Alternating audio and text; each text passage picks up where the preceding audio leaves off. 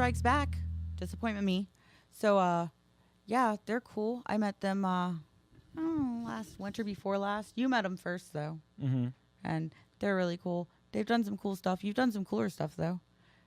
Oh, we don't say that. Oh, no, not really. But okay, I guess that is the wrong way to word it. I'm trying to figure out how to just bring if you want to say So you played with Bon Jovi. So about that, you guys, you opened for Bon Jovi at Scott Trade Center in front of like 20,000 people or something, right? Yeah.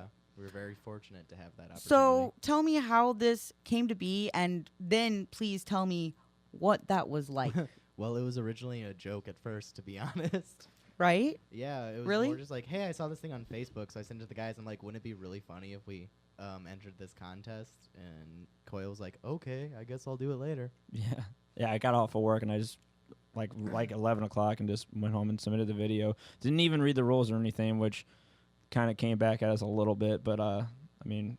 And you had already had that video taken as a like kind of a teaser towards the fact that you were putting this album out because you opened for Tear Out the Heart last December for their hometown Christmas show. Mm-hmm. So you just happened to have it. That video was filmed and it was amazing. With Boing for Soup at the Ready Room and another band I can't say on the air. Okay. But I just say the F off and dies. Yeah, I say it that way. The Fodes. No, you can do that. I just say F off. Marcella's other band. Yeah. They were playing the night before you at the Ready Room too. By the way, they have their CD release. Nice. I'm gonna try to go. I'm gonna be there. New Lingo's there, so I'm gonna be there. Everybody's got their CD release. Yeah. It's summer. Everybody was in the studio over winter. They come out in the summer. That's when all the CDs come out. But it was funny whenever, like when we found out that we won, or at least made it to like the next stage in it. Mm-hmm. I was over at our drummer's house, and it was me and Dylan, and I was sitting there playing some game on my computer. He was I don't know, Rocket League or whatever, and and then he looks at his phone and he's like, dude, I think we won. I was like, nah. No way. And I just went on about my thing, and he just started progressively getting more and more hyped. His head started getting like bigger and bigger. He's like, dude. His face start getting red? Yeah. His face gets red when he gets excited. Mm-hmm. I've never noticed that. Yeah. I can't look at him for too long. I don't get him excited that often, so I can't tell you. Okay, well, that's a different thing. But he just kept getting progressively more and more hyped, and he's like, dude, I think we won. So I looked at the email, and it said specifically, it's like, you guys are in like the final round, of like the top 10 bands. So, it's like, we're going to, if you guys win, we will send you an email and blah, blah, blah. And then I think, was it the next day? Like the next 2 days. Yeah, next day or two, we get an email. Basically, we just get bombarded with emails saying like, we need an input list. We need, signatures. We need photos for press stuff. Yeah, we need press releases. We need all this sort of stuff. And we were like, oh, we my wasn't Lord. ready. And then there was like another one from the tour manager like a couple days after that, like, oh yeah, by the way, guys, we picked you, and we're like, oh, thanks. Thanks. Yeah, we got all the stuff before they said we were picked. So it's like, I started telling people at work, yeah, we won, like before we even officially got the win. It was a very surreal experience, and like I couldn't quite grasp it at the time. So I was like, you know what? I'll call my dad. Like maybe that'll bring some realization to me. So I call my dad, and I tell him, I was like, so you may not believe this, but I'm gonna be playing with Bon Jovi. And he just goes, well, that's cool. Oh. Click. I was like, Does he actually sound like Ned Flanders, or is that just how you put his voice? that's I don't know. I put random voices to everybody, so he is a really goofy guy, though. So what was it like? What was the process day of show like? So you get to Scott Trade. What time was load for that? Matt loves this. What time was load? It was early. I mean, it had to have been like 1 in the afternoon or something. Because we had to get there like 5 or 6 hours before we played. Mm-hmm. That's that was the longest wait of our lives. The most memorable part of the load-in was that we like pulled in. They're like, "Oh yeah, pull the trailer in this way." So I get my the truck with this trailer pulled into this like hallway kind of area, and then they're like, "Oh yeah, by the way, we need you to turn it around." I'm like, "Well, how do you expect me to turn a truck and a trailer around in a hallway?" Yeah, we spent like 15 minutes trying to do it until some guy came out and was like, all right, hang Road on. crew. Yeah, that's what they do for a living. Yeah, though. not one of us knew how to do it. We tried. You're not there very yet. hard. You're not there yet. Nah. Yeah, Bon Jovi probably can't do it either. That's why he has somebody to do it for him. You're not. That guy has the nicest set of teeth. He looks a lot better in person than he does in his photos. It's kind of amazing, actually. Did he smell good? I know rock stars always smell really good. At least my nose was Grace said. stuffy that day, so I didn't. Take I mean, a big is it whiff like of him. you know what I mean? I didn't mean it like in a weird way, but it's like He definitely carried himself like he knew he was the guy. Right. He knew. Man. Right. And That's like fair. he shook our hands. He's like, "Yeah, I was there when we picked you and everything." I'm like, "You probably weren't, man. You're off doing Bon Jovi stuff." But thanks for telling us that. Oh, he also told us a story about how Oh, when he opened God. for ZZ Top when he was younger and he got booed off stage. Yeah. Yeah, he he said that he was like in a very similar situation as us. You know, he like his band or whatever won a contest, and it was to open up for ZZ Top at where Madison Square Garden. Oh, jeez. And he gets Yeah. up in front of them, and he ends up getting booed off stage. And we Yeah. were just like, "Well, that's very reassuring. Thanks, thank man. you, thank you, Mr. Jovi." I wasn't nervous at all until he told that story, and as soon as he said it, I was like, "Thanks a lot. I'm gonna go throw up." Matt now." literally threw up. Yeah. But it 20,000 people. Yeah. Like that was insane. there are bands that you follow that you are extremely successful for that your style of music that will never play in front of that many people. Oh yeah, we peaked early. It's- As, We as, really did. as Matt likes to remind us always. what did it Like- feel like when it? I mean, did you process that many people were there when you were playing the songs on the stage? Well, I didn't realize, like, because you know, I work down in St. Louis as a stagehand all the time, so I see these venues all the time. And I've worked at the Scott Trade Center many times before, but you know, I think you know the first big hit was whenever we were doing a sound test. You know, we were setting up our gear, and the whole place was just completely empty. You know, So the not echo- not even seats were laid down yet. You know, it was just a stage and like the lighting and sound, obviously, and you know, they had us all mic'd up or plugged in or whatever, you know, and I think I think the drums sound tested first. And like, you know, when the toms started coming through the main sound system, you could just like hear it just go way Echo down. all the time. But then it really hit me is, you know, I was playing my bass and I could hear it on my cads behind me. And it was like, you know, very loud. I was like, oh, this sounds awesome. And then all of a sudden just this wave of just bass just went just straight into the end of the hallway. And it sounded so massive. I was like, this is the greatest feeling on massive. earth. Every time, like when we were sound checking, every time Adam hit his snare, the Raptors shake. I'm like, "You like that, Adam?" He's like nods. Yeah. Like, yeah, Adam likes that. Yeah, Adam had a good day at Bon Jovi.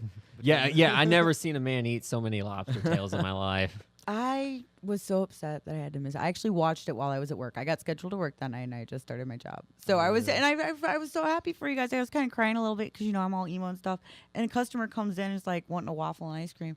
And they're like, "Are you all right?" I'm like, "Yeah, dude, my friends are opening for Bon Jovi right now." Like, nuh-uh. So she comes over to my phone and starts watching it with me. It was great. That's kind of funny. I wore this It's, shirt to work that night, just in solidarity, kind of. Yeah. Yeah. Well, like, was it Dylan that was telling us like he went to a gas station or Yeah, something I like was that? there He with was, them, yeah. he was telling the lady there, it's like, yeah, my band's playing for Bon Jovi, and they were just just looking. I was like, okay. They did not believe us at all. Like, what you'll see, they'll all see.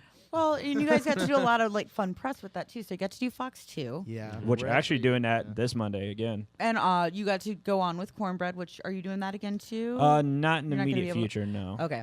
But I mean, I know you did those two things. I think you did something We else did, too. Almond Report also. Right, that's what Yeah. it was. I knew there was a third thing. That was interesting. So No, yeah, it was a good time. It was one of those things where like we were all super nervous prior, and then like when we had to like wait like under the stage for like a good 30 minutes before we got to play, and it was just like the spotlight coming down on you from like where you walk up the steps. It was like something out of a DVD.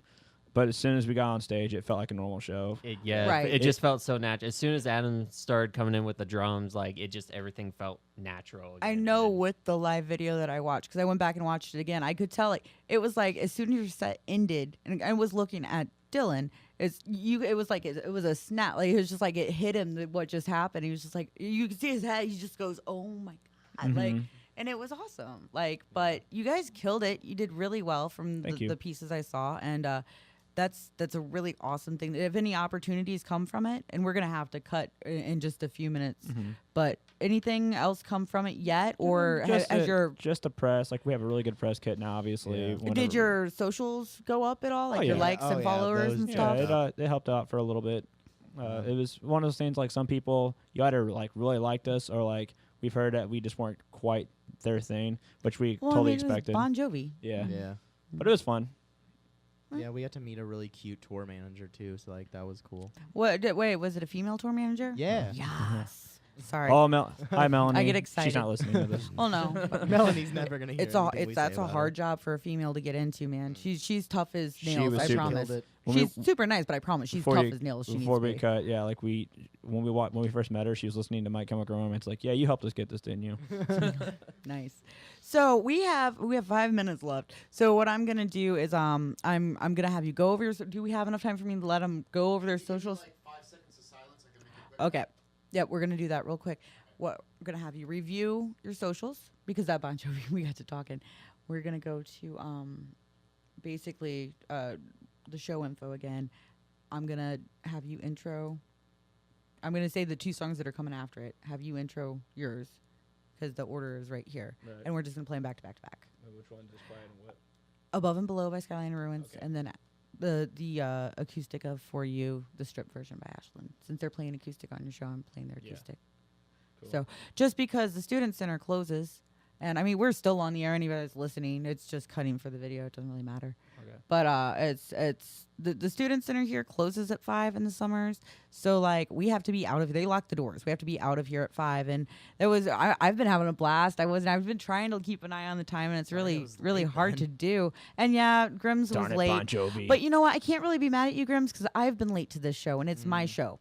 So traffic is, yeah, and you got lost. You went to what, WashU instead? Yeah, it definitely took me all the I way wish to I went. WashU. I wish was I like- wish I could I afford to was go to like, I WashU. don't think UMSL's this way. But yeah, you guys. Okay, so you came in. You've got this record coming out. It is called "I Know This Gets Better." It is a 5-song EP recorded at Reach Audio in Springfield with Kevin Gates. Your CD release is next Saturday, July 22nd. Your social media URL is what?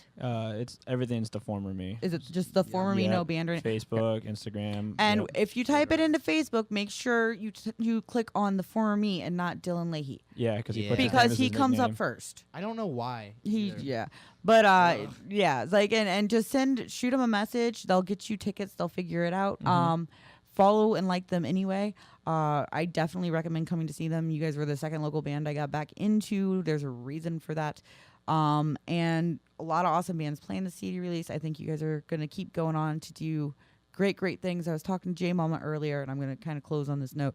He was like, yeah, I'm so glad, they're doing such awesome things. They deserve it. I'm like, you know what? No, I don't think anybody deserves it. People earn it. And you guys I earned love it. Jay. I love Jay too. And Rest in I peace, didn't mean Sister that Rose. as an insult. He agreed. Yeah, I know. And I didn't mean it as an insult. But I'm like, you worked for it. You paid your dues. And you're still doing it, and you're Yeah. still grinding, and you will always grind, no matter 5 how. Even years. Bon Jovi, well, maybe not Bon Jovi No, not grinds, Bon Jovi. but Yeah, never again. no, I'm saying he grinds too. Like it's everybody No, works. He just whitens his teeth now. Yep. fair, but you know what I'm saying. He's got a It's Crest like sponsorship. everything. I believe it. Everything takes effort. Nothing comes easily in life, and you guys definitely have gone through a lot to get to where you are. I appreciate it. So Thank you. I have 3 songs coming up. The first one is going to be their debut here that they're going to introduce. The ones after I'm going to intro right now. It'll be Above and Below by Skyline and Ruins. You can see them on July 22nd. And the last song is For You by Ashland. It is the strip version. You can see them July 22nd, and you can hear them here next Friday on the Superfun local show. They will be my guests. So without further ado, This is Disquiet by the former me. thanks, guys. Have a safe weekend.